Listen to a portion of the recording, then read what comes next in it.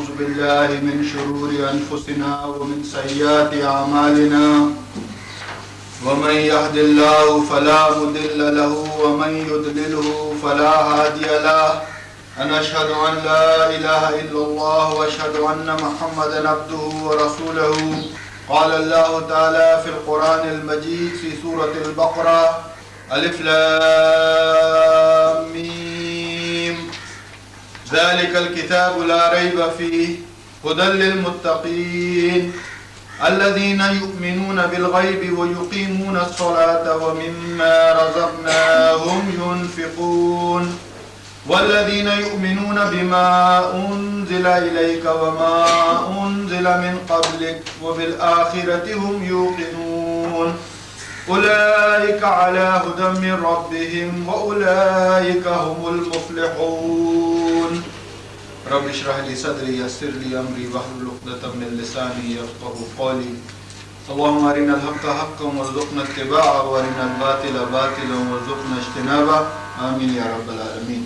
پچھلے 2-3 ہفتوں سے جیسے کہ آپ کو معلوم ہے کہ سورہ بقرہ کے ضمن میں آپ کے سامنے اس کا تفصیلی مطالعہ رکھا تھا، اور سورہ بقرہ کیا ہے، ترتیب کے اعتبار سے نزولی ترتیب کیا ہے، مصحف کی ترتیب کیا ہے، مکی صورت ہونے کی وجہ سے مدنی صورت ہونے کی وجہ سے کیا فرق ہوتا ہے۔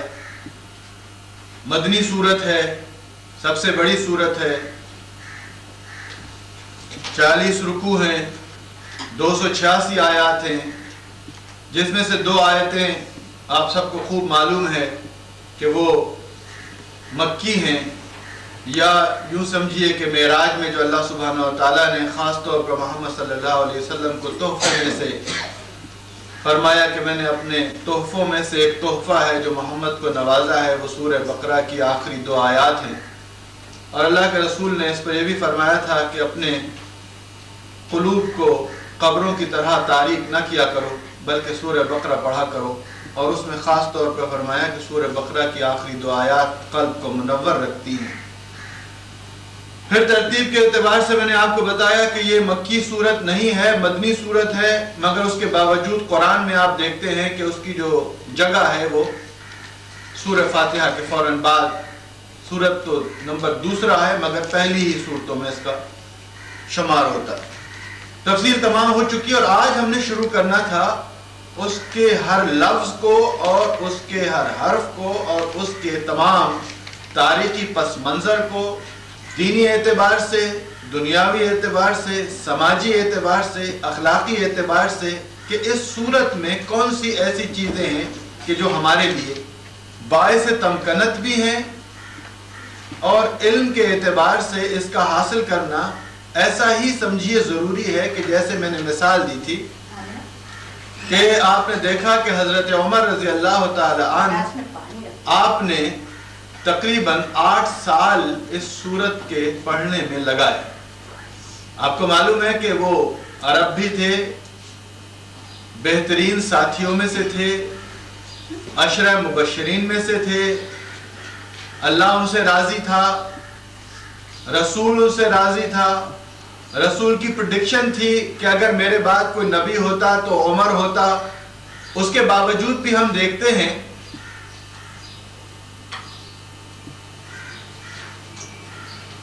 کہ حضور صلی اللہ علیہ وسلم کہتے ہیں کہ میرے بعد کوئی رسول ہوتا، نبی ہوتا تو عمر ہوتا، مگر عمر 8 سال لیتے ہیں صرف سورہ بقرہ پڑھنے میں۔ تو یقیناً لوگوں نے پوچھا کہ بھئی اتنے دن، صرف و نحو، کوئی بلاغت، کسی چیز کی کوئی کمی کچھ نہیں۔ فرمایا میں ایک آیت پڑھتا تھا، اس پر عمل کرتا تھا، پھر دوسری آیت شروع کرتا تھا۔ 8 سال کا عرصہ لگا، اور جب سورہ بقرہ ختم ہوئی تو پورے مدینے کی دعوت کیا کہ میں نے سورہ بقرہ الحمدللہ آج ختم کر دی۔ تو اس سے ایک چیز ظاہر ہوئی کہ کتنی اہمیت ہے اس سورت کی۔ بیسیکلی میں نے آپ کو بتایا تھا کہ اس سورت میں تمام جو احکامات ہیں وہ 90% پورے کے پورے اس کے اندر آ چکے ہیں، سوائے اس کے کہ آپ دیکھیں گے کہ پھر کچھ احکامات ہیں جو سورہ عمران، سورہ مائدہ، سورہ نساء اور پھر کچھ آگے چل کر آپ دیکھیں گے کہ سورہ احزاب اور سورہ نور میں جو خاص طور پر پردے کے اور حجاب کے احکامات ہیں وہ نور اور احزاب میں آئے، ورنہ زیادہ تر جو احکامات ہیں وہ سارے کے سارے سورہ بقرہ کے اندر ہیں۔ سورہ بقرہ میں جو اب آج ہم پڑھ رہے ہیں اور جو میں نے آپ کے سامنے آیات تلاوت کی ہیں وہ پہلی 5 آیات ہیں۔ اس سورہ بقرہ میں پہلی جو 20 آیات ہیں اس میں سے 5 آیتیں مومنین صادقین کی صفات پر، 2 آیتیں کفار کے سلسلے میں، 13 آیتیں منافقین کے سلسلے میں، یہ 20 آیتیں ہیں، اور 21ویں آیت سے دوبارہ پھر ہمارے منصب کی ذمہ داری ہمیں یاد دلائی گئی، یا ایھا الناس اعبدوا ربکم الذی خلقکم من الذین، اے لوگو بجائے اے ایمان والو، اے لوگو، یا ایھا الناس کہ اے لوگو عبادت کرو بس اللہ کی۔ اب وہاں مقصود یہ ہوتا ہے کہ جب مومنین کی صفات بیان کر دی، کفار کی صفات بیان کر دی اور منافقین کی صفات بیان کر دی، تو اب تمام لوگوں کو بلایا جا رہا ہے کہ اے لوگوں سوائے اللہ کے تم کسی کی عبادت نہ کرو، کسی کی بندگی نہ کرو۔ مگر سوال یہ پیدا ہوتا ہے کہ وہ بلایا جو جا رہا ہے، اللہ آواز تو دے رہا ہے قرآن کے ذریعے سے کہ یا ایھا الناس، اے لوگو اعبدوا ربکم، بس اپنے رب کی عبادت کرو۔ کیا ایسا کرنے سے لوگ اللہ کی عبادت کرنے لگیں گے؟ تو یہاں بھی مقصود بتانا یہ ہے کہ یہ اللہ کی آواز نہیں ہے، اللہ نے آپ کے ذریعے سے یہ آواز لگائی ہے۔ تو مومنین صادقین کا جو کردار بیان ہو رہا ہے یہاں پر کہ وہ اللہ کی آواز بنتے ہیں۔ تو آپ کو میں نے وہ حدیث سنائی تھی کہ اللہ سبحانہ وتعالیٰ فرماتے ہیں کہ جب بندہ میرے فرائض پورے کرتا ہے تو وہ میرے ہاتھ پیر بنتا ہے، اور بندہ میرا جب نوافل پوری کرتا ہے تو میں اس کے ہاتھ پیر بن جاتا ہوں۔ اب فرائض میں اس کے معنی یہ نہیں ہے کہ صرف نماز پڑھنا، روزہ رکھنا، حج کرنا، زکوٰۃ دینا، یہ بھی فرض ہے، مگر فرائض میں جو سب سے پہلا فرض ہے وہ یہ ہے کہ اللہ کے احکامات، اللہ کا دین اس دنیا میں قائم کرنا۔ آپ نے دیکھا کہ پوری قرآن میں آپ کو بار بار بتلاتا رہا ہوں کہ قرآن میں آپ دیکھیں گے کہ کہیں نہیں آیا نماز پڑھو، کہیں نہیں آیا نماز پڑھو۔ کیا آیا؟ نماز قائم کرو۔ نماز پڑھنے کا ذکر کہیں نہیں آیا، نماز قائم کرو۔ اور نماز پڑھنے اور نماز قائم کرنے میں کیا فرق ہے؟ اگر کوئی نمازیں پڑھتا ہے اور نمازیں پڑھی جاتی ہیں کسی ملک میں، کسی شہر میں، کسی گھر میں، تو مذہب کا قیام ہو سکتا ہے، مذہبی طور پر رواداری ہو سکتی ہے، مذہبی طور پر وہ اپنے آپ کو اللہ اور اس کے رسول کے نزدیک قرار دے سکتا ہے، مگر نماز پڑھنے سے دین قائم نہیں ہوتا۔ نماز قائم کرنے سے دین قائم ہوتا ہے، نماز پڑھنے سے مذہب اور مذہب کا بھی بلکہ وہ حصہ جسے آپ ریچولز کہتے ہیں، ڈوگما کہتے ہیں، رسومات کہتے ہیں، وہاں تک ہو جاتا ہے اور اس سے دین قائم نہیں ہوتا۔ مقصود کیا ہے اللہ کا؟ کہ آپ دین کو قائم کریں۔ مقصود کیا ہے اللہ کا؟ کہ آپ اللہ کو بڑا کریں اور کوئی بڑا نہ ہو۔ اگر آپ اللہ کو بڑا کرتے ہیں تو total sovereignty belongs to him, omnipotent, omniscient, omnipresent۔ Part time خدا کی عبادت کرتے ہیں تو نتیجہ کیا نکلے گا؟ کہ جن چیزوں میں آپ کو اچھا لگے گا اس کی آپ رواداری رکھیں گے، جو چیزیں آپ کو اچھی نہیں لگیں گی وہ آپ چھوڑ دیں گے۔ اور وہ خدا جو آپ کو بلا رہا ہے آپ کے ذریعے سے انسانوں کی بھلائی اور بقا کے لیے آپ کی ندا، آپ کی صدا وہ چاہتا ہے کہ اٹھے، تو آپ کی امت کو بھی پھر ایک خاص رتبہ عطا کرتا ہے۔ وَلْتَكُمْ مِنْكُمْ أُمَّةٌ يَدْعُونَ إِلَى الْخَيْرِ وَيَأْمُرُونَ بِالْمَعْرُوفِ وَيَنْهَوْنَ عَنِ الْمُنْكَرِ۔ پھر یہ کہتا ہے کہ اگر سارے مسلمان، سارے مومنین، سارے ایمان والے اگر ایسا کام نہیں کر سکتے، حالانکہ وَلْتَكُمْ مِنْكُمْ أُمَّةٌ، امت خیر تو ساری کی ساری امت ہے، بہترین امت ہو تم کو میں نے تمام بنی نوع انسان میں سے بہترین سمجھ کر چن لیا ہے، مگر اگر سارے مل کر ایسا نہیں کر سکتے کوئی وجہ ہوگی. تو فرمایا تمہیں ایک آسانی اور دیے دیتے ہیں کہ پھر امت میں سے ایک گروہ تو ہونا ہی چاہیے. وَلْتَكُمْ مِنْكُمْ أُمَّةٌ، کچھ تو اس میں سے ایسے ہونے چاہیے تم میں سے. تو یہاں مجھے جو چیز لگتی ہے اور جس سے مجھے بڑی خوشی بھی ہوتی ہے، یہ سوچ کر کہ اگر سارے نہیں کر سکتے کچھ کرتے ہوں تو کم از کم اللہ نے فرض کفایہ کر دیا. اگر فرض عین کر دیتے کہ ہر شخص کرے تو میرا خیال ہے شاید امت اس کو نبھا نہ سکتی. تو اللہ نے ان سب کی چھوٹ رکھی ہے اس میں کہ اگر سب نہیں کر سکے وَلْتَكُمْ مِنْكُمْ أُمَّةٌ، تو تم میں سے کچھ تو ہونے چاہیے. کیا کریں وہ؟ يَدْعُونَ إِلَى الْخَيْرِ، لوگوں کو بھلائی کی طرف بلائیں، لوگوں کو اچھائی کی طرف بلائیں، اچھائی کا پرچار کریں، اچھائی کی دعوت دیں، اچھائی کو عام کریں. يَدْعُونَ إِلَى الْخَيْرِ يَأْمُرُونَ بِالْمَعْرُوفِ، اور اچھی باتوں کا حکم دیں. وہ يَنْهَوْنَ عَنِ الْمُنْكَرِ، اور بری باتوں سے لوگوں کو روکیں. اب آئیے ذرا، وہ لوگ کہ جو پھر اپنے آپ کو یہ سمجھتے ہوں، جیسے میں نے آپ کو اس سے پہلے بتایا تھا کہ پڑھتے تو سب ہیں مگر سارے استاد نہیں بنتے. انجینئرنگ بھی سب پڑھتے ہیں، میڈیسن بھی سب پڑھتے ہیں، ایجوکیشن میں بھی سب آتے ہیں، مگر آپ یہ دیکھیں گے کہ میڈیسن میں سارے جا کر استاد نہیں بنتے. ڈاکٹر تو بنتے ہیں مگر استاد نہیں بنتے. کچھ اس میں سے استاد بنتے ہیں. اگر وہ کچھ استاد نہ بنے تو کیا کبھی ڈاکٹر پروڈیوس ہو سکیں گے؟ اگر وہ سارے انجینئر میں سے کچھ استاد نہ بنے تو کیا انجینئرز پروڈیوس ہو سکیں گے؟ تو وہ جو کچھ ہوتے ہیں، اگر وہ کچھ ہی نیوکلیس ہوتے ہیں، وہی اصل ہوتے ہیں، وہ بنیاد ہوتے ہیں، وہ فاؤنڈیشنز ہوتے ہیں. اور فاؤنڈیشنز کی میں نے آپ کو خوب ذہن میں بھر دیا ہے، میں نے آپ کے بار بار سمجھانے کی خاطر کہ فاؤنڈیشنز کو عمارت سے میں نے تعبیر دی اور بار بار تعبیر دی اور آپ کو سمجھانے کے لیے بتایا کہ اگر کسی عمارت میں اس کی بنیاد نہ ہو، اس کی فاؤنڈیشن نہ ہو، تو وہ عمارت جتنی بھی خوبصورت، جتنی بھی اچھی، جتنی بھی بھلی، جتنی بھی مزین ہو، اگر فاؤنڈیشن ہی نہ ہو تو وہ عمارت کچھ ہو سکتی ہے؟ نہیں ہو سکتی.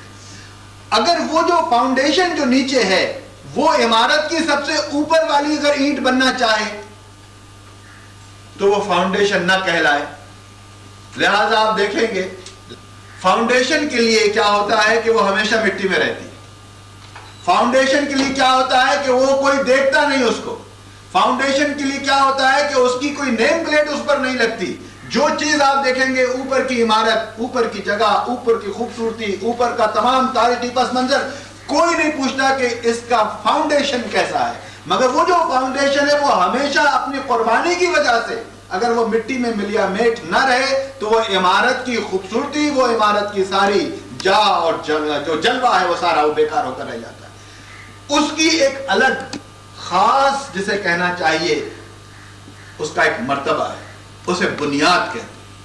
اسلام میں بھی وہ لوگ کہ جو فاؤنڈیشن بنتے ہیں ان کا ایک خاص مرتبہ ہے، ان کی ایک خاص بنیاد ہے. وہ دیکھنے میں نہیں آتے، وہ ہمیشہ مٹی میں رہتے ہیں، مگر ان کے مٹی میں رہنے کی وجہ سے وہ عمارتیں چکا چوند ہوتی ہیں، خوبصورت ہوتی ہیں. اللہ سبحانہ وتعالیٰ فرماتے ہیں وَلْتَكُمْ مِنْكُمْ أُمَّةٌ، اگر سارے فاؤنڈیشن نہیں بن سکتے بنی نوع انسان کے تو کچھ تم میں سے ہونے چاہیے کہ جو فاؤنڈیشن اسٹون بنے اور مٹی میں رہیں اور مٹی ہی میں رہنا پسند کریں. کون ایسا ہوگا کہ جان بوجھ کر مٹی میں رہنا چاہے؟ کون سی ایسی اینٹ ہوگی کہ جو اسے معلوم ہو کہ یہ تاج محل جو بننے والا ہے اس پہ میں مینار بننے کے بجائے زمین کے اندر ہمیشہ مٹی میں مل یا میٹ رہوں؟ ہر ایک کی خواہش یہ ہوتی ہے کہ وہ اوپر کی چیز بنے. لہذا اللہ سبحانہ تعالیٰ نے فرمایا یہ خوب سے خوب تر کی تلاش انسان کے اندر انسٹنکٹلی موجود ہے، اٹس اے نیچرل فنامنا. تو تمہارے اندر بھی ہوگی، تمہارا بھی ایک خواب ہوگا، خیال ہوگا، تمہارا بھی دل چاہے گا کہ اے اللہ ہم اوپر کی اینٹ کیوں نہیں بن سکتے. تو فرمایا وَأُخْرَىٰ تُحِبُّونَهَا نَصْرٌ مِّنَ اللَّهِ وَفَتْحٌ قَرِيبٌ. ایسا بھی ہو سکتا ہے کہ ہم تمہیں اوپر کی اینٹ بھی بنا دیں اور نیچے کی، ایسا بھی ہو سکتا ہے. مگر دوسری طرف فرمایا وَلَلْآخِرَةُ خَيْرٌ لَكَ مِنَ الْأُولَىٰ.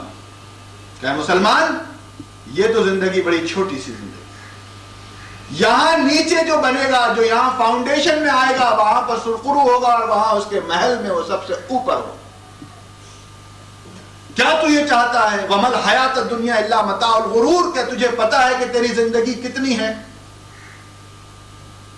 میں نے آپ کو کہا تھا کہ most certain thing is death and most uncertain thing is life.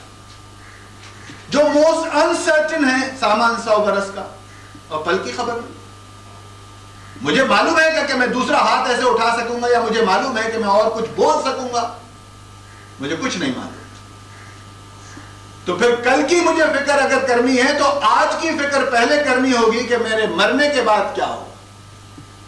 اس لیے کہ اللہ نے اس زندگی کو موت سے تشبیہ دی ہے اور اس زندگی کو حیات سے تشبیہ دی ہے. لہذا آپ سورہ ملک میں دیکھیں گے خلق الموت والحیات، وہاں پر زندگی کا ذکر کیا تو وہیں کی زندگی کا کیا، یہاں کی زندگی کو موت قرار دیا. فرمایا خلق الموت، ہم نے موت بھی بنائی ہے، والحیات، اس لیے کہ آئندہ حیات تمہیں دینے والے، اس لیے موت بنائی ہے. اگر موت نہ بناتے تو حیات کہاں سے تمہیں ملتی؟ پھر فرمایا کہ وہ جو حیات ہم تمہیں بتا رہے ہیں وہ کس لیے بتا رہے ہیں؟ لِيَبْلُوَكُمْ أَيَّكُمْ أَحْسَنُ عَمَلًا، ہم دیکھنا چاہتے ہیں کہ ہم سے کتنی محبت رکھتے ہو اور اپنے اعمال کیسے رکھتے ہو. کہیں ایسا تو نہیں کہ تم اپنی اس دنیا کی زندگی میں اس قدر مشغول ہو کر رہ گئے ہو جسے کولو کا بیل کہتے ہیں. 24 گھنٹے تمہاری زندگی کا محور یہ ہے کہ میں اور میری ذات اور مائی اینڈ آئی، انا، یا کہیں تمہاری اس سے آگے بھی نکلتی ہے بات. وہ ذات، وہ انا، وہ میں، وہ سیلفشنس، اس کو اللہ سبحانہ تعالیٰ قرار دیتے ہیں کہ یہ وہ نفس ہے جس نفس کو نفس امارہ کہتے ہیں. ایسا نفس جو سیلف سنٹرڈ ہوتا ہے، ایسا نفس جو اپنے گرد سے آگے نہیں دیکھتا، ایسا نفس جو اپنی بقا کے لیے تمام چیزوں کو قربان کر دیتا ہے، اپنی قربانی نہیں دیتا. فرمایا نفس امارہ ہے. اور جس وقت اس نفس میں ذرا سی بھی صلاحیت بیدار ہوتی ہے اور وہ اپنا احاطہ کرتا ہے اور ڈر جاتا ہے اور احتساب کرتا ہے اور اپنے آپ کو اللہ کے سامنے اکاؤنٹیبل سمجھتا ہے، تو فرمایا پھر اس نفس میں نئی چیز پیدا ہوتی ہے. اس نفس کو نفس لوامہ کہتے ہیں. ایسا نفس جو ملامت کرتا رہے ساتھ ساتھ، ایسا نفس کہ جو اسے یاد دلاتا رہے کہ یہ ٹھیک نہیں ہوگا. پھر فرمایا یہ ترقی کرتا رہتا ہے نفس، اور یہاں تک کہ پہنچ جاتا ہے کہ اپنے رب کی رضا کے ساتھ راضی ہو جاتا ہے. جو رب چاہتا ہے وہ کرتا ہے. تو فرمایا ایسے نفس کو نفس مطمئن کہتا ہوں. اور فرمایا جس کا نفس اس دنیا میں مطمئن ہو جاتا ہے تو وہ دنیا میں جیسے ہی یہاں سے فارغ ہوتا ہے اور میرے سامنے کھڑا ہوگا تو میں اپنے نفس کو پہچان لوں گا. اور سورہ فجر میں آیا کہ پھر صدا دوں گا اس قیامت میں جب سب کھڑے ہوں گے اس میدان میں، یا ایتھا النفس المطمئنہ، اے مطمئن نفس، ارجعی الی ربکی، پہلے میری طرف آؤ. ارجعی، دوڑو، لپکو میری طرف، الی ربکی، اپنے رب کی طرف جلدی سے آؤ ذرا، کیونکہ تم نے اپنی زندگی اطمینان سے گزاری. یا ایتھا النفس المطمئنہ ارجعی الی ربکی، کیوں؟ راضیۃ مرضیہ، وہاں تم مجھ سے راضی تھے، آج میں تم سے راضی. فادخلی فی عبادی، اب وہ جو آواز لگائی تھی یا ایھا الناس اعبدوا ربکم، فرمایا فادخلی فی عبادی، اور میرے ان بندوں میں داخل ہو جاؤ. وادخلی جنتی، جس جگہ سے جانا چاہتے ہو جنت میں داخل. میں نے آپ کو حضرت ابوبکر صدیق رضی اللہ تعالیٰ عنہ کی مثال دی تھی کہ صدیق اپنا مال لے کر آئے تھے تو صدیق نے نہیں پوچھا تھا اللہ سے کہ اللہ تو راضی ہے مجھ سے، میں اپنا مال لے آیا ہوں تیری راہ میں. اللہ نے پوچھا تھا اے محمد پوچھو اپنے دوست سے کہ کیا تو مجھ سے راضی ہے. اللہ پوچھ رہا ہے ابو بکر سے کہ ابو بکر سب لے آئے، کچھ نہ چھوڑا گھر میں، تو کیا اتنے راضی ہو کہ سارا اٹھا لا؟ باپ اندھے تھے، باپ کو فکر ہو گئی کہ اگر سارا ہی لے جائے گا تو کھائیں گے پیئیں گے کہاں سے، کچھ مشکلات آ جائیں گی تو کیا ہوگا، آگے کہاں کو پیچھے کا، تو خیال تو کرنا چاہیے انسان کو. تو مٹی اور پتھر اور گارے وہ کچھ باندھ کے رکھ دیے اور لے جا کر اپنے باپ کا ہاتھ اس پہ لگایا کہ ابا جان سب کچھ رکھا ہے یہیں، کچھ نہیں لے جا. تو اللہ پوچھ رہے ہیں کہ ابو بکر کیا تو مجھ سے راضی ہے، بجائے بندہ پوچھے اپنے رب سے کہ اے رب کیا تو مجھ سے راضی ہے. اور فرشتوں کو حکم دیا جا رہا ہے کہ ابو بکر جو کپڑے پہن کر جائے گا تم سب وہی کپڑے پہننا آج سارے کے سارے. اور ابو بکر کے کپڑے وہ تھے کہ جب سارا مال اٹھا کر لاد دیا تھا اپنے رب کے آگے پھینکنے کے لیے تو تب خیال آیا کہ یہ کپڑے کیسے رہ گئے میرے بدن کے اوپر. تو جو پردہ لٹکا ہوا تھا وہ پردہ نکالا اور اس میں ببول کے کانٹے لگائے اور کپڑے بھی اس میں لپیٹے کہ رب قرض مانگے مجھ سے اور میں کچھ بچا رکھوں اپنے پاس. فرض کرتا ہے اللہ کے کاموں کے نفاذ کے لیے بھاگ دوڑ کرتا ہے تو فرمایا میرے ہاتھ پیر بنتا ہے, میرے کام کرتا ہے. اور جب اس سے فارغ ہو کر نوافل کے ذریعے میرے قریب آتا ہے تو فرمایا میں اس کے ہاتھ پیر بنتا ہوں. حضور صلی اللہ علیہ وسلم فرماتے ہیں کہ اللہ سبحانہ و تعالیٰ جب اپنے کسی بندے کو محبوب کرتے ہیں یا کسی سے محبت کرتے ہیں, کسی سے پیار کرتے ہیں تو اس کو تفقہ فی الدین عطا کرتے ہیں, اس کو دین کا فہم عطا کرتے ہیں, اس کو قرآن کا فہم اور سمجھ عطا کرتے ہیں. اللہ کے رسول اکثر و بیشتر اپنے صحابہ اکرام اپنے دوستوں کو بار بار کہتے تھے کہ اللہ تمہیں تفقہ فی الدین عطا کرے اور حق کو حق دکھائے اور باطل کو باطل دکھائے. تو فرمایا جب اللہ اپنے بندوں میں سے کسی کو محبوب کرتا ہے تو اس کو تفقہ فی الدین عطا کرتا ہے. اس کے بعد اپنے فرشتوں سے کہتا ہے کہ میں نے اس کو محبوب کر لیا ہے, تم بھی اس کو محبوب کرو. فرشتے منادی کرتے ہیں کائنات میں کہ اللہ نے ان کو محبوب کیا ہے, ہم نے بھی محبوب کیا ہے, تم بھی محبوب کرو. فرمایا یہاں تک کہ وہ ندا سمندروں تک جاتی ہے اور مچھلیاں بھی اس کی محبوب ہوتی ہیں. اگر وہ مچھلیوں کو حکم دیتا ہے تو مچھلیاں بھی اس کا کام کرتی ہیں. یہ وہ نوافل کے ذریعے سے حاصل ہوتا ہے. یہ وہ رتبہ ہے کہ اس کو آپ کہتے ہیں این سعادت زور بازو نیست تانا بخشن خدا بخشن. یہ آپ کے ہاتھ سے نہیں ملتا. ذالک فضل اللہ یؤتیہ من یشاء. اللہ جس کو چاہے اس کو دے سکتا ہے, مگر اس کے لیے پری ریکویزٹ کیا ہے؟ پری ریکویزٹ کیا ہے؟ انما الاعمال بالنیات. آپ کی نیتیں کیا ہیں؟ آپ کی نیتیں کیا ہیں؟ آپ کی نیتیں کیا ہیں؟ نیت میں کیا چیز ہے؟ میں نے آپ کو بتایا تھا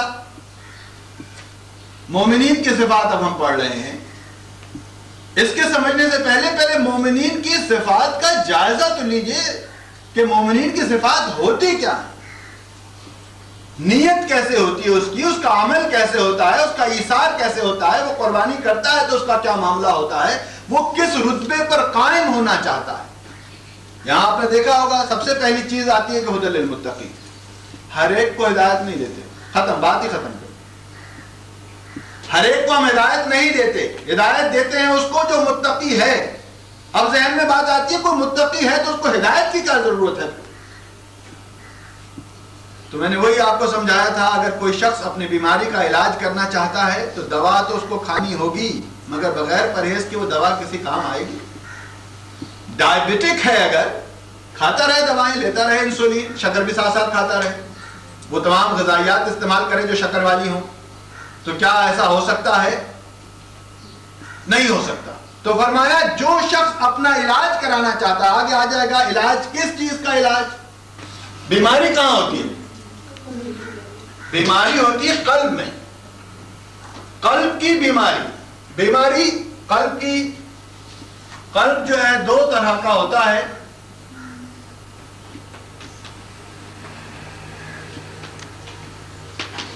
یا تاریک قلب ہوگا یا منور قلب ہوگا, یا قلب میں نور ہوگا یا قلب میں تاریکی, ظلمات یا نور. یہ نور کس چیز سے آتا ہے؟ علم سے. اور یہ ظلمات کس چیز سے پیدا ہوتی ہے؟ جہالت سے. اسی علم کا آخری درجہ کیا ہے؟ ایمان. اور جہالت کا آخری درجہ کیا ہے؟ کفر. تو جب آدمی تاریکی اور ظلمات اور جہالت کی حد سے گزر جاتا ہے تو کفر کی اس جگہ پہنچ جاتا ہے کہ ہاتھ کو ہاتھ سجائے نہیں دیتا. ان کی مثالیں آپ دیکھیں گے سورہ نور میں, آپ دیکھیے اس کی بھی مثال آپ دیکھیں گے تو سورہ نور میں آپ کو مل جائے گی. اب دیکھیے گا ذرا, تاریکی, ظلمات, جہالت اور کفر, اس کی ابتدا کہاں سے ہوتی ہے؟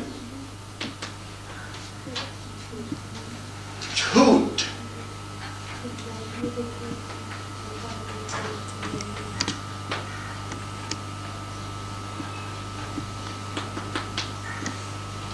جھوٹ, حسد, لالچ, غیبت, بیک بائٹنگ, envy, jealousy. ان سے نتائج کیا نکلتے ہیں؟ قلب کے اندر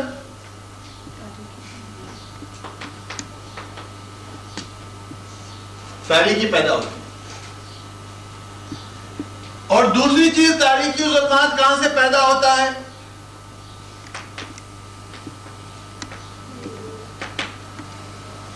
غرور، تکبر، فخر، اپنے آپ کو سب کچھ سمجھنا، کسی کو کچھ نہ گرداننا، اپنے ہی آپ کو بہتر سمجھنا، سب کو حقیر سمجھنا. میں نے بتایا تھا کہ پہلے زمانے میں تو یہ ہوتا تھا کہ کوشش ہوتی تھی کہ زیادہ سے زیادہ لوگوں کو مسلمان قرار دیا جائے. اب کوشش یہ ہوتی ہے کہ زیادہ زیادہ مسلمانوں کو کافر قرار دیا جائے. کیا چیز ہے سب یہ؟ کس وجہ سے ہے؟ اپنی ذات، انا، اور اسی کو نفس امارہ. آئیے اس کو اللہ سبحانہ تعالیٰ فرماتے ہیں کہ یہ ایک بیماری ہے. یہ ایک بیماری ہے. اور یہ بیماری کہاں پیدا ہو گئی ہے؟ اس کے قلب میں پیدا ہو گئی ہے. حضور نے فرمایا جب کوئی بندہ گناہ کرتا ہے، برائیاں کرتا ہے، فقر کرتا ہے، غرور کرتا ہے، کبر کرتا ہے، تو ہر دفعہ کی برائی پر اس کے دل پر ایک کالا سیاہ دھبا پڑ جاتا ہے. اور اگر معافی مانگتا ہے تو صاف ہو جاتا ہے، اور معافی نہیں مانگتا تو وہ قائم رہتا ہے، پھر دوسرے پر اور پھر تیسرے پر اور، یہاں تک فرمایا بالکل سیاہ ہو جاتا ہے. پھر اپنی مٹھی ایسے بھینچ کر فرمایا کہ بس اس کا دل ختم ہو جاتا ہے. مکمل ظلم، مکمل تاریکی.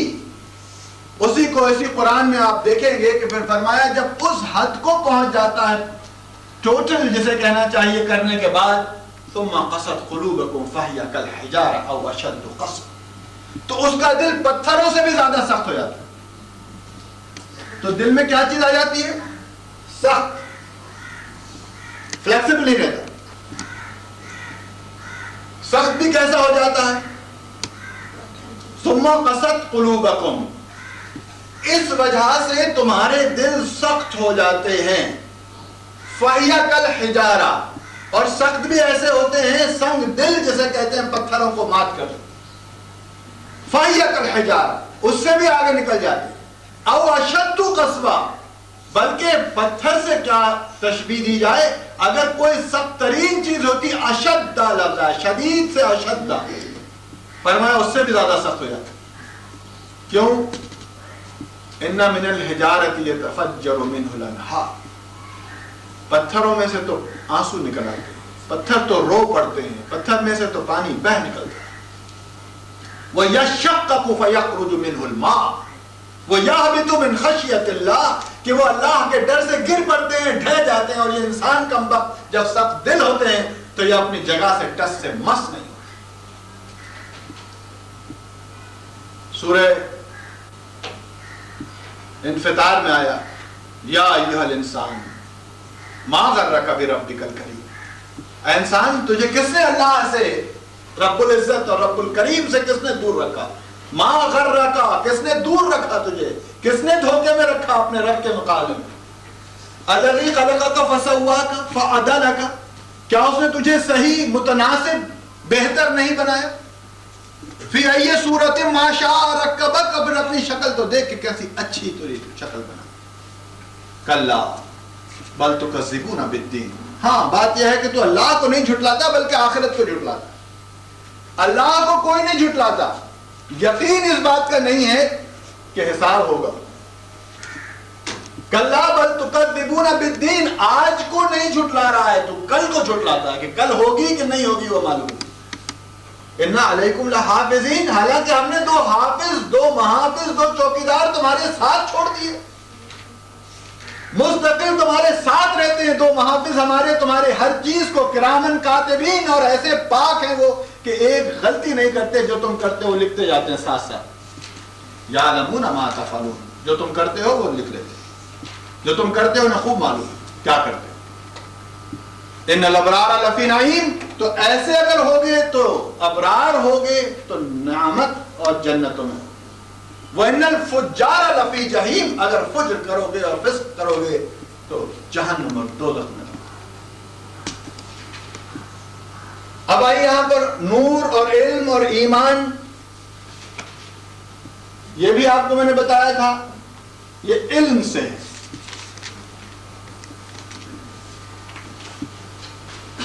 علم دو طرح کا ہوتا ہے.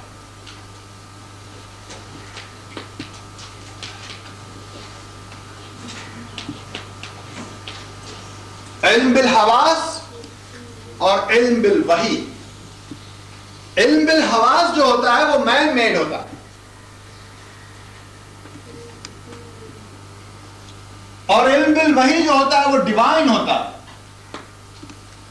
اور جو مین میڈ علم ہوتا ہے اس میں فلاز ہوتی ہیں، اس میں غلطیاں ہو سکتی ہیں. لہذا مثال دینے کے لیے نیوٹونین کی جو فزکس ہے وہ آبسلیٹ ہو گئی ہے. There is no more Newtonian's law in this world anymore. Einstein صاحب آ گئے، نیوٹونین ختم، اس کی ساری فزکس ختم، اس کے سارے جتنے بھی اس کے فارمولاز تھے وہ سارے ختم ہو گئے. اب آئنسٹائن صاحب نے اپنے نئے فارمولے. کیوں ایسا ہوا؟ کہ وہ علم بالحواس تھا، اس نے اپنی انفارمیشن، اپنا ڈیٹا کلیکشن، اپنی جو محنت و مشقت سے جو چیز اس نے سینسس کے ساتھ حاصل کی اس کو ایک جگہ جمع کیا. تو اس کو علم نہیں کہتے، اس کو معلومات کہتے، انفارمیشن کہتے ہیں.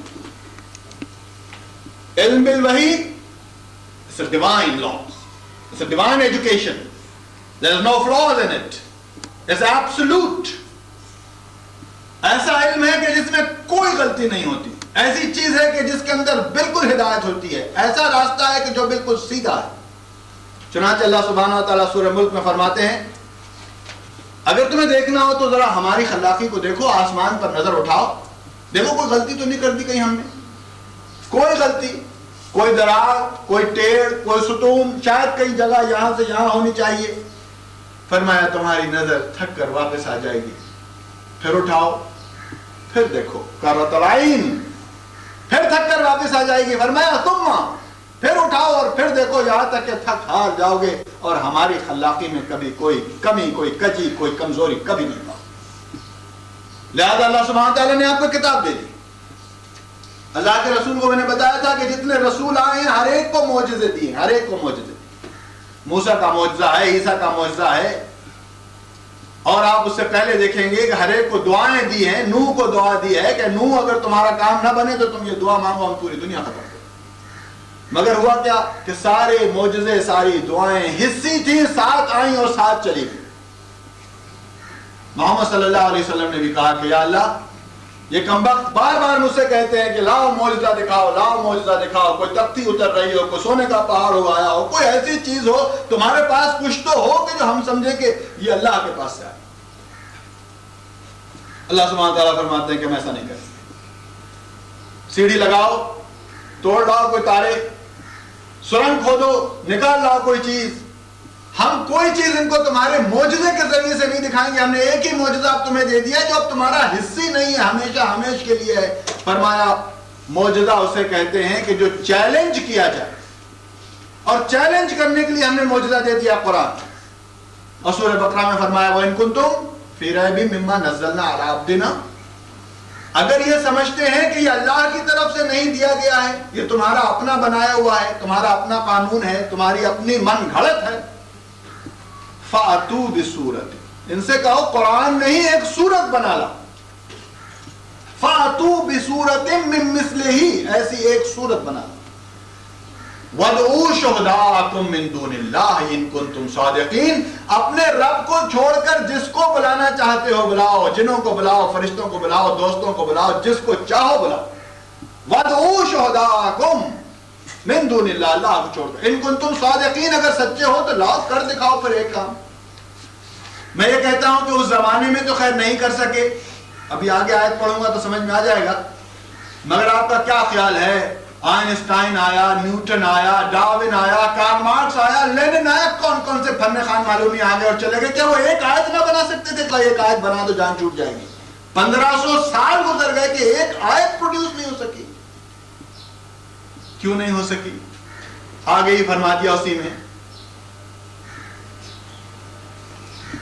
فَأْتُوا بِسُورَةٍ مِّن مِّثْلِهِ وَادْعُوا شُهَدَاءَكُم مِّن دُونِ اللَّهِ إِن كُنتُمْ صَادِقِينَ فَإِن لَّمْ تَفْعَلُوا، اگر تم نہ بنا سکے، وَلَن تَفْعَلُوا، تم بنا ہی نہیں سکتے. اس لیے کہ آپ کا بنانے والا بھی وہ ہے, قرآن کا بنانے والا بھی وہ ہے. اسے نہیں معلوم ہو رہی میری کیپیسٹی کیا ہے, میری کل طاقت کتنی ہے, مجھ میں کتنی قدرت ہے, اسے معلوم نہیں. وَلَن تَفْعَلُوا, کم وقتوں تم بنا ہی نہیں سکو گے. اگر کہیں کوشش کرنے کی کوشش بھی کی تو الٹے مارے جاؤ. فَاتَّقُوا النَّارَ, تو یاد رکھو کہ وہاں بھی جلاؤں گا, اور جلاؤں گا بھی تم کو ایسا, وَقُودُهَا النَّاسُ وَالْحِجَارَةُ, بلکہ جلائے نہیں جاؤ گے کہ جلنے کا ایندھن بنائے جاؤ گے, اس میں لوگ جلائیں. اعدت للکافرین, اور میں وعدہ کرتا ہوں کافرین کے ساتھ کہ ایسا ان کے ساتھ ہو کر رہے. علم بالحواس اور علم بالوحی. علم بالحواس میں پھر کیا ہوتا ہے؟ شیطان کو یہی تھا, تکبر, غرور. کیونکہ علم بالحواس یہاں ہوتا ہے, وہ دماغ میں ہوتا ہے. انفارمیشن کی جو ڈیٹا کلیکشن ہوتی ہے وہ یہاں ہوتی ہے, معلومات کا جو خزانہ ہوتا ہے وہ یہاں ہوتا ہے. اور علم بالوحی کہاں ہوتا ہے؟ قلب میں ہوتا ہے, وہ یہاں نہیں ہوتا. چنانچہ آپ نے دیکھا کہ اللہ کا کلام اتر رہا ہے, اقرأ بسم ربک الذی خلق, اور حضور صلی اللہ علیہ وسلم فرما رہے ہیں ما انا بقاری, میں تو پڑھا ہوا نہیں ہوں. جبرائیل پڑھا رہے ہیں اور حضور فرما رہے ہیں ما انا بقاری, میں پڑھا ہوا نہیں ہوں. 3 دفعہ پڑھتے ہیں اور 3 دفعہ یہی جواب دیتے ہیں. آخر میں حضرت جبرائیل کیا کر رہے ہیں؟ حضور کو اپنے سینے سے لگاتے ہیں اور قلب سے قلب ملاتے ہیں اور دباتے ہیں, اس کے بعد پھر پڑھتے ہیں, تو یہاں تک کہ حضور کی زبان مبارک سے نکلتا ہے اقرأ بسم ربک الذی خلق. اور وہی اتر رہی ہے تو کہاں اتر رہی ہے؟ قلب پر اتر رہی ہے, دماغ پر نہیں اتر رہی. چنانچہ قرآن ہی کے لیے اللہ نے جب کہا اتارنے کی بات آئی تو کیا کہا؟ لو انزلنا ھذا القرآن علی جبل لرأیتہ خاشعا متصدعا من خشیۃ اللہ. فرمایا خدا کی قسم اگر کہیں یہ قرآن ہم کسی پہاڑ پر اتار دیتے تو پہاڑ پھٹ جاتا, خشیت اللہ, گھبرا جاتا اور ریزہ ریزہ ہو جاتا. یہ انسان کا قلب ہے کہ اس کے اوپر ہم نے اتار دیا. کیا خوب قلب ہے کہ اتارا بھی ہم نے اس لیے ہے کہ ہم خود اسی قلب میں رہتے ہیں. ہم اس کے قلب میں نہ رہتے تو یہ قرآن اس کے قلب پر کبھی نازل نہ ہوتا. ہم خود مومن کے قلب کے اندر رہتے ہیں. اب آ جائیے واپس یہاں پر. تاریک ظلمات, جاہل اور کفر اور غرور اور انا اور فقر اور جھوٹ کے قلب میں اللہ سبحانہ و تعالیٰ داخل نہیں ہوتے. یہ ساری خالی کرتے ہو تو اس میں رب داخل ہوتا ہے. وہ جب داخل ہوتا ہے تو اس قلب کو نور کہتے ہیں, اور نور میں جب علم اور ایمان کا اضافہ ہوتا ہے تو اس کو نور علی نور. یہد اللہ لنور من یشاء ویضرب اللہ الامثال للناس واللہ بکل شیء علیم. تو اللہ پھر جس کو اپنا نور دینے کا ارادہ کر لیتا ہے تو پھر کوئی اس نور سے اس کو خالی نہیں کر سکتا. اب آئیے سورہ بقرہ کی پہلی آیت کو دیکھیں, الف لام میم. لام میم, ان کو حروف مقطعات بھی کہتے ہیں, آپ کو معلوم ہے. حروف مقطعات کہتے ہیں ان حروف کو کہ جو ملا کر نہیں پڑھے جا سکتے, الگ الگ پڑھے جاتے ہوں. ان کو ملا کر نہیں پڑھ سکتے, بس ختم. اس کو علم پڑھنا چاہیں گے آپ نہیں پڑھ سکتے, اس کو پڑھنا ہی ہوگا الگ الگ. یہ الگ پڑھنا ہوگا, یہ الگ پڑھنا ہوگا, یہ الگ پڑھنا. اب ہم دیکھتے ہیں کہ اس کے معنی پوری کہیں کتابوں میں جہاں ڈھونڈیں گے آپ کو نہیں ملیں گے. صرف یہ آ جائے گا کہ اللہ سبحانہ و تعالیٰ یا محمد مصطفیٰ صلی اللہ علیہ وسلم یہ دونوں کے درمیان ایک راز ہے, وہ جانتے ہیں یا اس کا رسول جانتا ہے اور کوئی نہیں جانتا. اور ہمیں بھی, ہماری بقا بھی اس میں ہے کہ ہم بھی ایسے ہی کہیں, اس لیے کہ کوئی حتمی طور پر کہیں ایسا لکھا ہوا نہیں آیا کہ یہ اللہ نے اس کے معنی یہ لیے. مگر میں کبھی سوچتا ہوں, اب یہ میری اپنی سمجھ, اپنی بوجھ, اس پر کوئی فتویٰ نہ مانگے. وہ اللہ کا رسول جو ذرا سا کچھ کام کرے اور عرب اس کی کوئی چھوڑتے تھے کیا؟ ذرا کوئی غلطی ہو تو اگر کہیں ایک ایسی چیز ہوتی کہ جس کے معنی نہ ہوتے تو عرب چھوڑ دیتے کیا اس وقت کے؟ پہلے کہتے محمد سے کہ ذرا یہ سمجھاؤ پہلے تم. اگر وہ نہ سمجھا پاتے تو لوگوں سے جائے کہتے جی یہ تو کہہ رہے تھے کہ اللہ نے اتارا, ان کو تو معلوم ہی نہیں اس کے معنی. آپ کا کیا خیال ہے, کبھی کوئی ایسی جگہ چھوڑی جہاں حضور کو انہوں نے پریشان نہ کیا ہو تو یہ بغیر پوچھے کیسے چھوڑ دیتے ہو؟ ایسے نہیں ہو سکتا, ضرور پوچھا ہوگا. ہم تک نہیں پہنچی وہ بات, وہ دوسری بات ہے. اب اس کے احتمال میں یا جو اس کی اگر آپ تحقیق کرتے ہیں تو یہی چیز معلوم ہوتی ہے کہ الف لام میم کے بعد ایک پورا قصہ بیان کیا جا رہا ہے. اور الف الف لام میم اس قصے کا ہیڈنگ ہے، اور ہیڈنگ بھی مخفف ہے، ایبریویشن میں ہے. میں نے آپ کو مثال دی تھی، مثال کے طور پر PIA. اب آپ نے لکھنا شروع کیا اس کے متعلق کوئی مقدمہ. کیا جو مقدمہ پڑھنے والا پہلے آپ سے پوچھے گا کہ پہلے PIA بتائیے کیا ہے؟ سب کو معلوم ہے. یا اگر آپ نے ایک،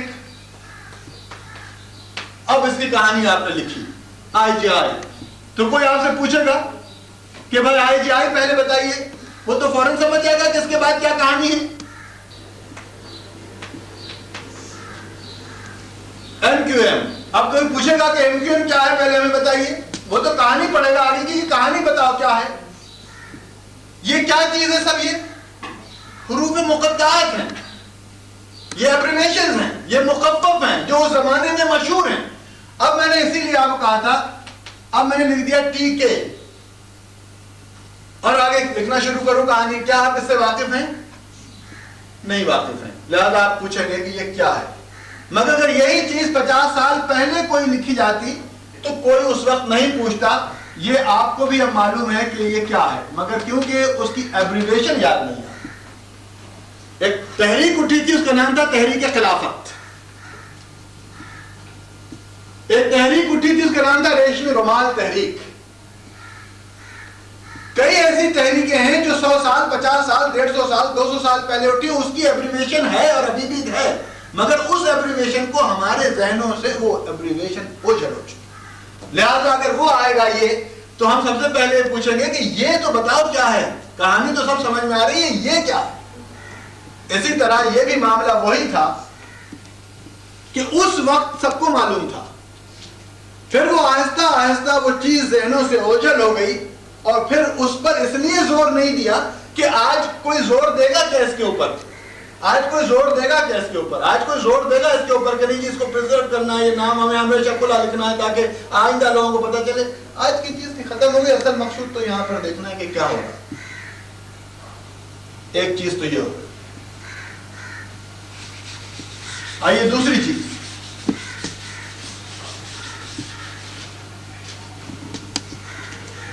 حضرت عباس رضی اللہ تعالیٰ عنہ، آپ سے پھر ایک روایت ہے، مجھے نہیں معلوم کہ وہ کتنی اس میں آتھینٹسٹی ہے، کتنی حقیقت ہے، کتنی سچائی ہے.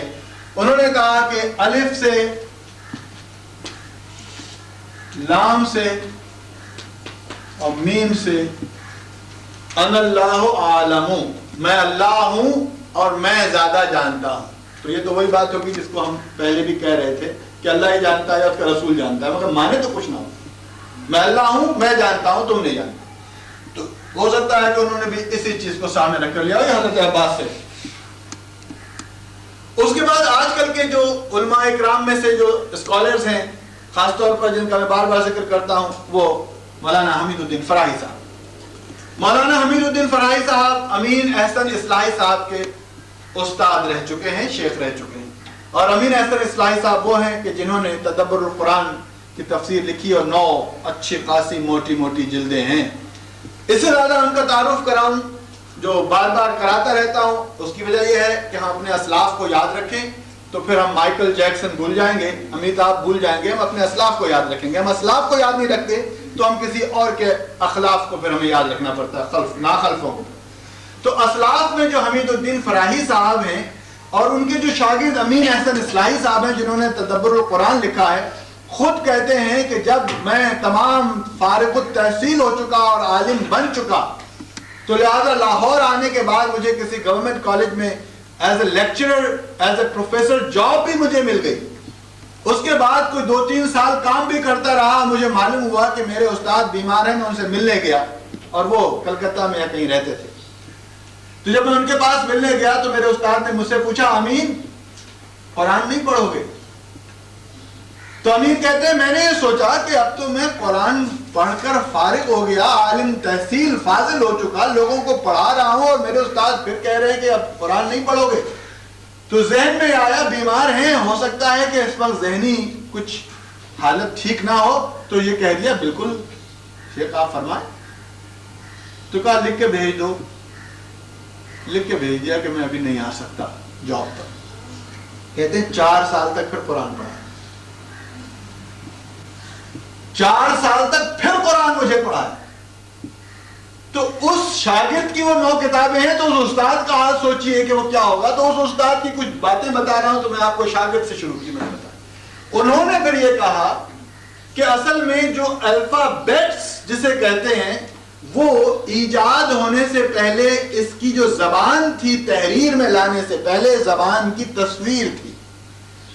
زبان پہلے تحریراً تصویر کے ذریعے تھی. کسی کو بتانا ہوتا تھا گھر، تو ایسے لکھ دیا، نشان بنا دیا. کسی کو بتانا ہوتا تھا کہ کسی نے شکار کیا، تو ایک شخص کھڑا ہوا ہے، ہاتھ میں تیر ہے، ایک بکری مری پڑی ہے، اس نے شکار کیا. تو یہ تحریری طور پر ہوتا تھا، پھر یہ تصویری طور پر ہوتا تھا، پھر یہ تصویر چینج ہو کر تحریر میں داخل ہو گئی.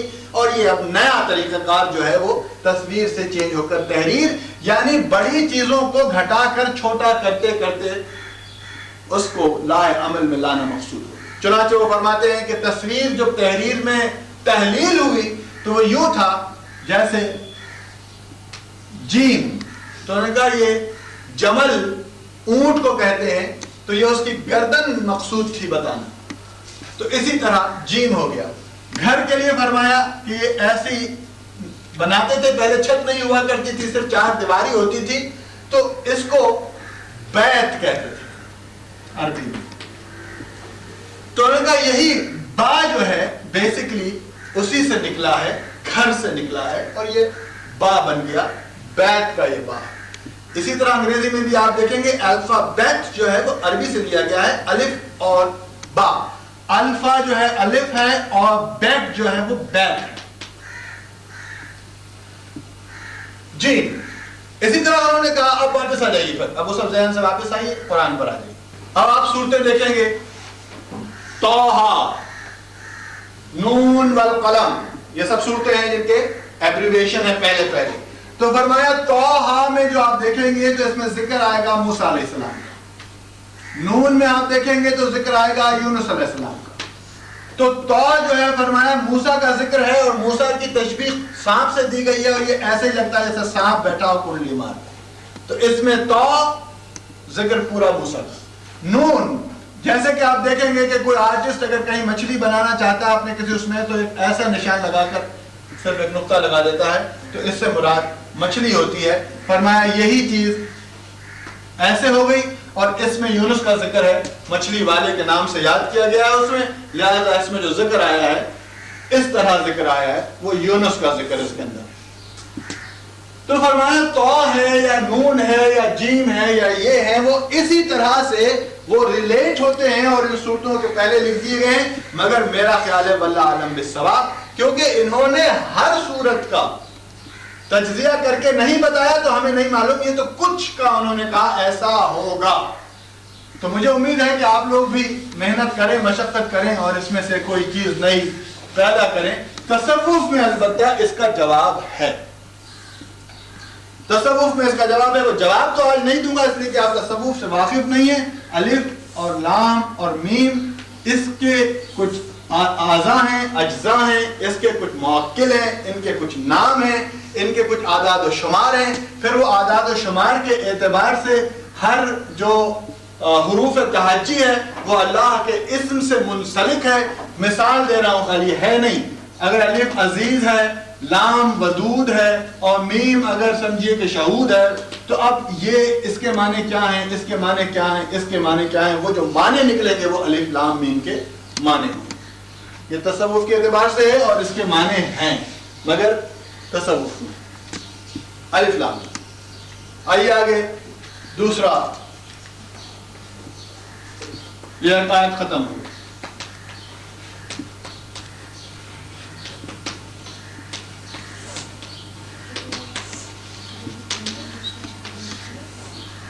ذالک الکتاب لا ریب فیہ.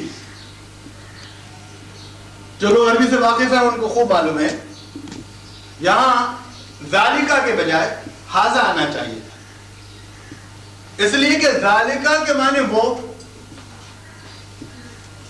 اور ھذا کے معنی یہ. کتاب تو آپ کے پاس ہے، تو وہ کتاب کیوں کہا گیا؟ کہا جانا چاہیے تھا کہ یہ کتاب جو تمہارے ہاتھ میں ہے اس میں تم شک مت کرو، مگر فرمایا وہ کتاب اس میں شک مت کرو۔ میں نے آپ کو بتایا تھا کہ 3 چیزیں ہیں اس دنیا میں جو ذل کہلاتی ہیں۔ اللہ کا ذل انسان، لوح محفوظ کا ذل قرآن،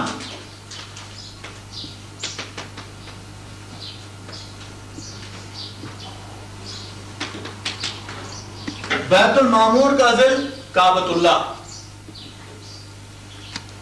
اللہ کا پرتو، اللہ کا ذل، اللہ کا سایہ، اللہ کا مینیفیسٹیشن انسان۔ لہذا اللہ نے خود کہا کہ بِأَيْدِيهِ، میں نے اس کو اپنے دونوں ہاتھوں سے بنایا ہے، فی احسن تقویم، میں نے اس کو سب سے اچھا بنایا ہے، اس کے مقابلے میں کوئی چیز ہے ہی نہیں۔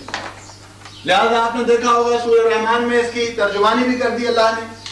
یہ تو میں نے آپ کو ایک تصوف کے اعتبار سے بات بتائی، قرآن کے اعتبار سے آپ دیکھیے سورہ رحمان کیا کہتا ہے؟ الرحمن، سب سے بہترین ایٹریبیوٹ جو اس کے ہیں اس میں سے وہ رحمان کے ایٹریبیوٹ کو پسند کرتا ہے۔